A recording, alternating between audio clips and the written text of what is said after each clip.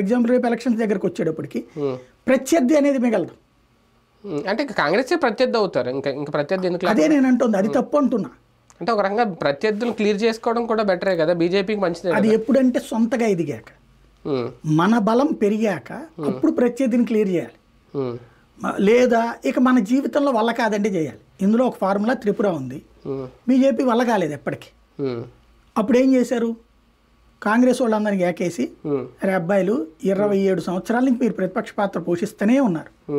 27 ఏళ్లలో మీకు ఏనాడు కూడా కాంగ్రెస్ ఏం చేస్తుంది? కమ్యూనిస్టులతో జాతీయ స్థాయిలో టైఅప్ అవుతుంది.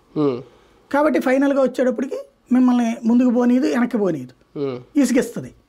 మీరు 27 ఏళ్ల నుంచి ప్రతిపక్షంలో ఉన్నారు కానీ అధికారం అనేది రుచి చూడలేదు.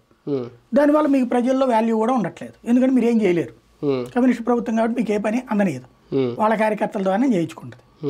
కాబట్టి మీరందరూ మా పార్టీకి వచ్చేయండి, మీ చేతికే పవర్ వస్తుంది అని చెప్పింది త్రిపురలో.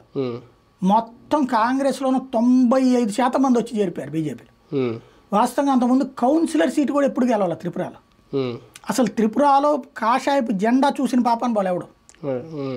ఆ స్థాయిలో ఉన్నటువంటిది ఒక్కసారిగా అధికారంలోకి వచ్చేసింది. మళ్ళీ రెండోసారి కూడా అధికారంలోకి వచ్చింది. 27 ఏళ్ళు మాణిక్ సర్కార్ పరిపాలించినటువంటిది, నిజాయితీ పరుడు, 10 పైసలు తిండు, అట్లాంటి మనిషి ప్లేస్లో వీళ్ళు వచ్చేసారు కదా.